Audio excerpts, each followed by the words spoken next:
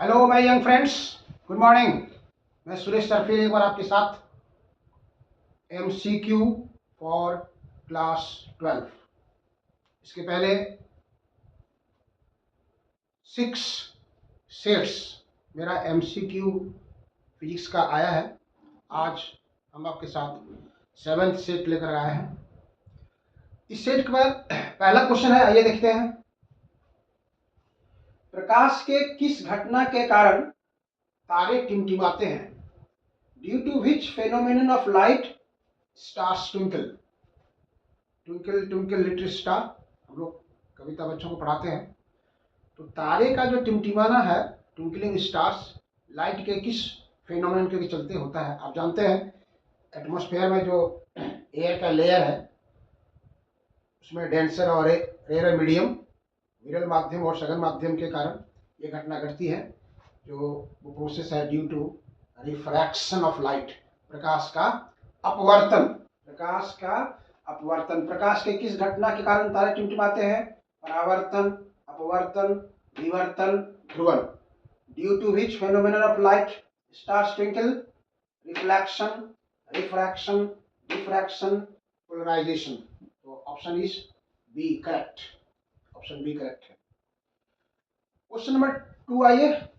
F1 और F2 focus दूरी के दो लेंसों से बने समतुल्य लेंस की फोकस दूरी होगी। दो लेंस है, इसका फोकल लेंथ F1 और F2 दिया गया है। दोनों को मिलाकर के कॉन्टैक्ट में किया गया है। F1 और F2 फोकस दूरी के दो लेंसों, ये दोनों लेंस जो है, दो लेंस F1 और F2 फोकस दूरी के दो, यहां आप लिख सकते हैं संपर्कित, मतलब दोनों एक दूसरे के साथ कांटेक्ट में है। संपर्कित लेंसों से बने समतुल्य लेंस की फोकस दूरी होगी। तो focal length of an equivalent lens formed due to combination of two lenses in contact.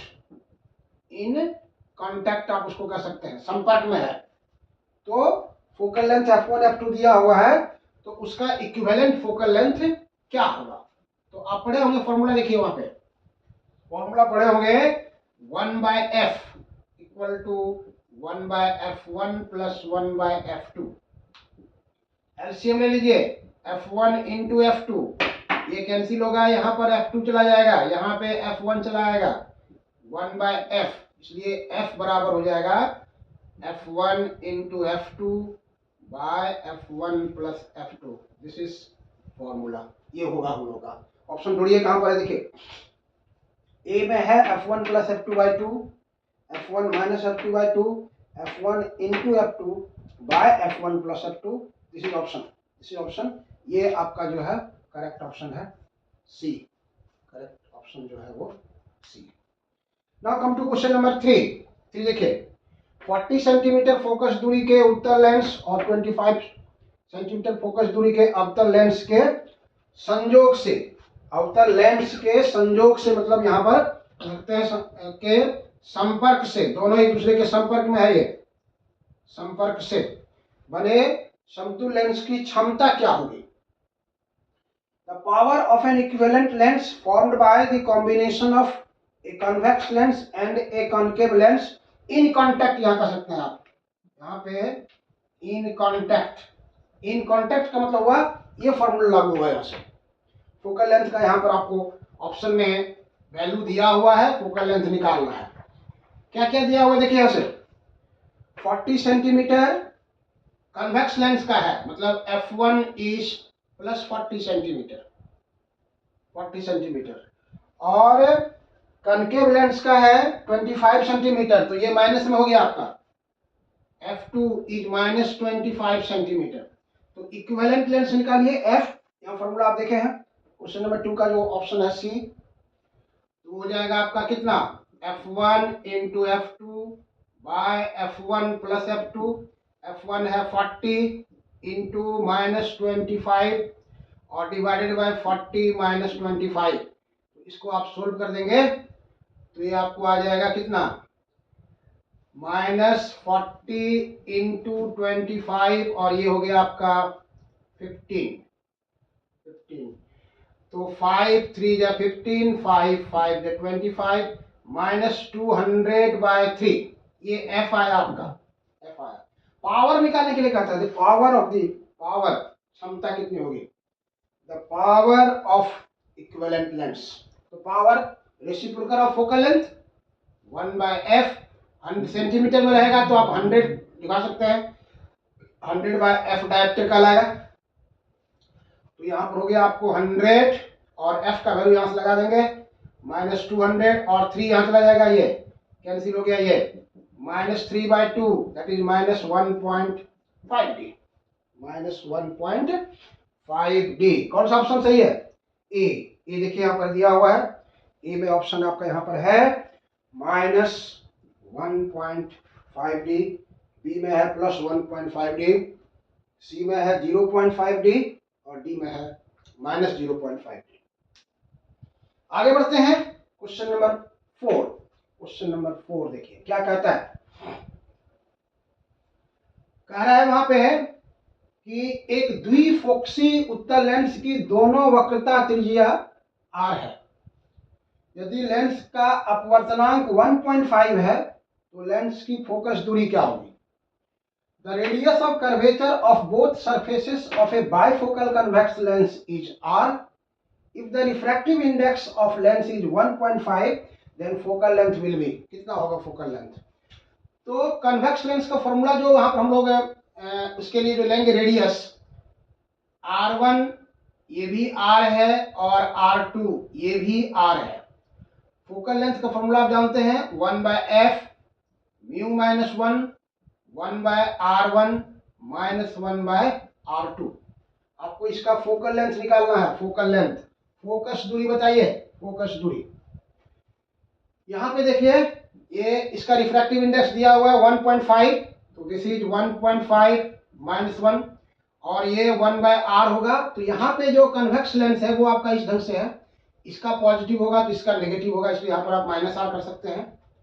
तो 1/r + 1/r हो जाएगा ये, तो ये आ जाएगा आपका 0.5 × 2/r। इसका रेसिप्रोकल कीजिएगा आप 5/10 × 2/r, तो ये 5 2 और ये कैंसिल हो जाएगा, 1/r आ जाएगा 1/f के बराबर, इसलिए f is equal to r, f is equal to r, this is option, f is equal to r। तो ऑप्शन यहाँ दिया हुआ है, ए में है f equal to r/2, B में है f इक्वल टू r, इसलिए this option is correct, this option is correct. ठीक है, अब आइए question number 5।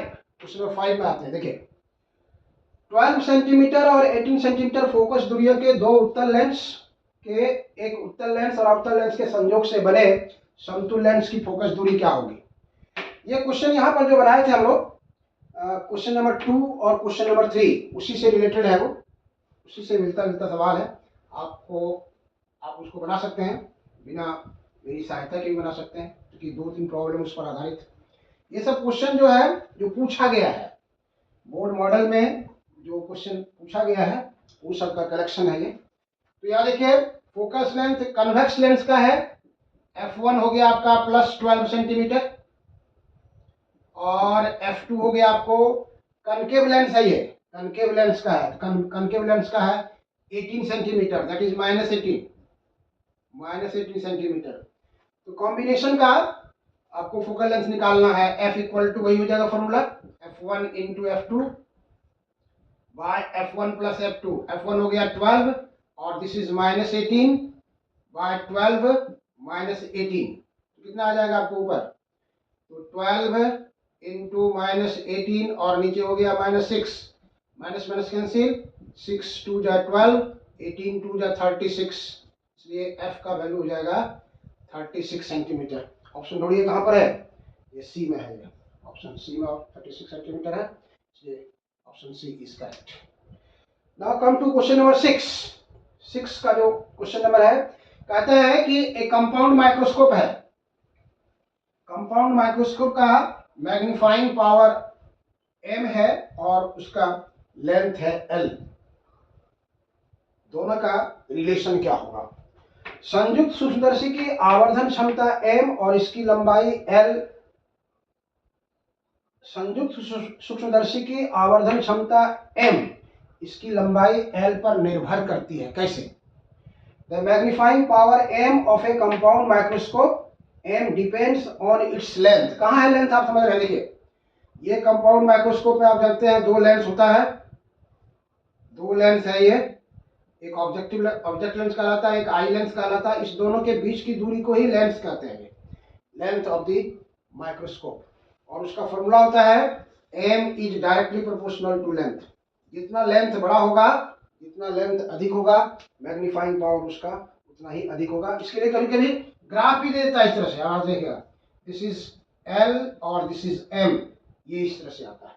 Magnifying power M और लेंथ डायरेक्टली प्रोपोर्शनल है, इसलिए nature of the graph will be straight line passing through the origin, मूल बिंदु से गुजरने वाली रेखा के बराबर होगा। चलिए आगे बढ़ते हैं नेक्स्ट क्वेश्चन के लिए। Question number 7, the relation between phase difference and path difference is. Phase difference और पाथ डिफरेंस के बीच क्या रिलेशन होता है? फेज डिफरेंस को हम लोग कहते हैं कालांतर और पाथ डिफरेंस को कहते हैं पथांतर। कालांतर और पथांतर में क्या रिलेशन है, क्या संबंध है? फेज डिफरेंस और पाथ डिफरेंस में क्या रिलेशन है? तो रिलेशन है ये option number A, phase difference is equal to 2 pi by lambda into path difference. Phase difference is equal to 2 pi by lambda into path difference. यहाँ पर phase difference को हम लोग पाई से दिखा रहे हैं और पाथ डिफरेंस को एक्स से दिखा रहे हैं। क्वेश्चन नंबर 8, क्वेश्चन नंबर 8 है संपोषी व्यतिकरण के लिए सत्य है which one is correct for constructive interference. Interference में आपको बताया था इंटरफेरेंस दो प्रकार का होता है, एक कंस्ट्रक्टिव और एक डिस्ट्रक्टिव। हिंदी में उसको संपोषी व्यतिकरण कहते हैं और दूसरे को विनाशी व्यतिकरण कहते हैं।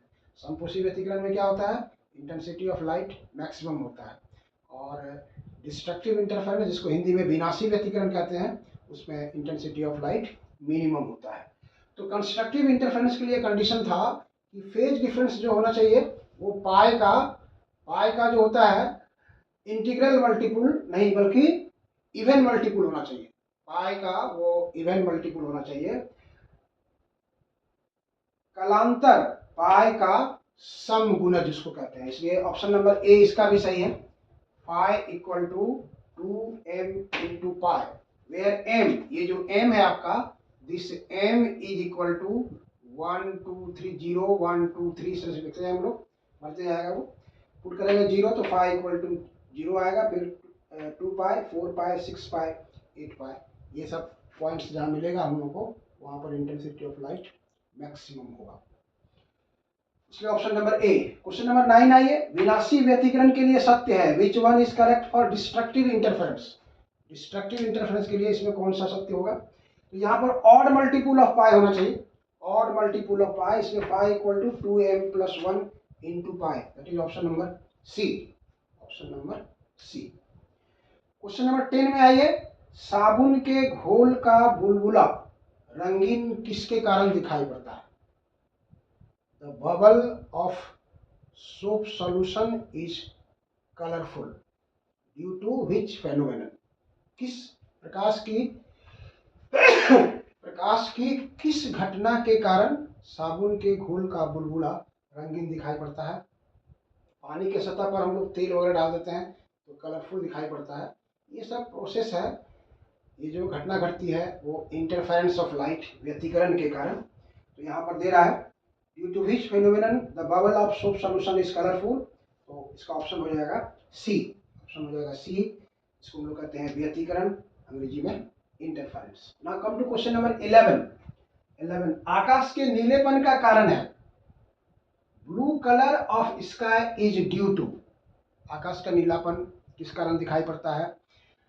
उसके बाद खतरे के लिए रंगीन लाल रंग का व्यवहार किया जाता है, क्यों?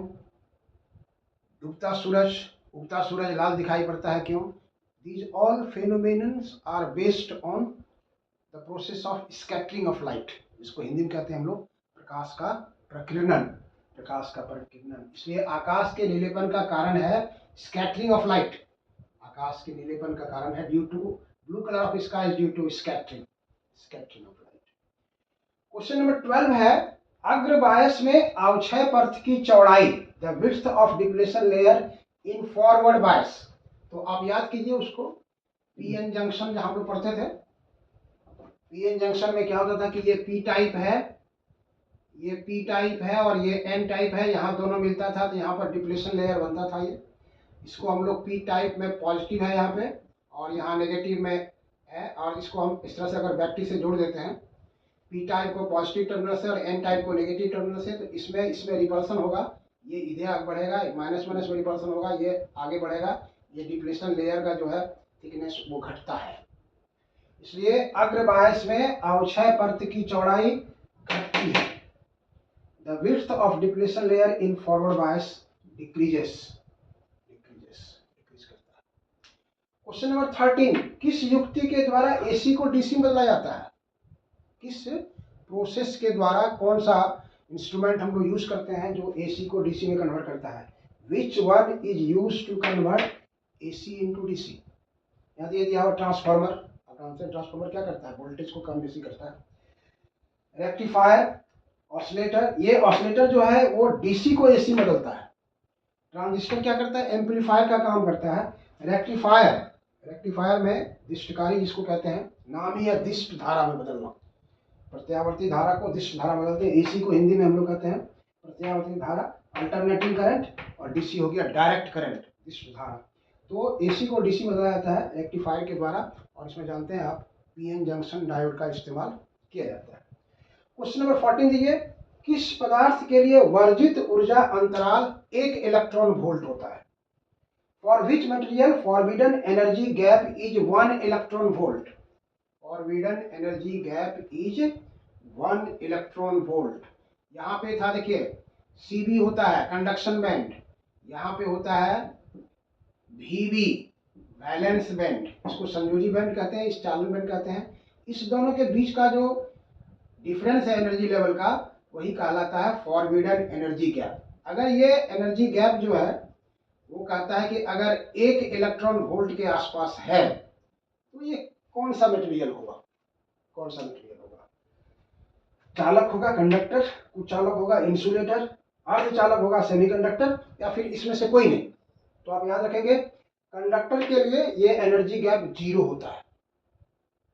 इंसुलेटर के लिए ये मैक्सिमम होता है, मतलब जैसे डायमंड अगर वगैरह रहेगा तो आप याद रखेंगे वो 6 इलेक्ट्रॉन वोल्ट के आसपास होता है, और 1 इलेक्ट्रॉन वोल्ट जो होता है वो अर्धचालक के लिए होता है, सेमीकंडक्टर के लिए होता है। तो for which material forbidden energy gap is 1 electron volt? Answer will be semiconductor. किस पदार्थ के लिए वर्जित ऊर्जा अंतराल 1 इलेक्ट्रॉन वोल्ट होता है? आंसर होगा अर्धचालक। मुझे उम्मीद है आपको वीडियो अच्छा लगा होगा। आप इसको शेयर करेंगे, सब्सक्राइब करेंगे और लाइक करेंगे। फिर हम तुरंत आपके साथ मिल रहे हैं नया सेट एमसीक्यू लेकर 12 का। ये आपका था मेरा सेट नंबर 7, अब 8 नंबर आएगा, और that will be very very most important. और ये 6, 7, 8 पूरा वीडियो को आप उसको देख लेंगे, उसको फाइनल एग्जामिनेशन देने के लिए जाइए। एमसीक्यू के लिए आपको टेंशन की कोई जरूरत नहीं है, ये सब में आपको पूरा मदद करेगा। चलिए, थैंक यू।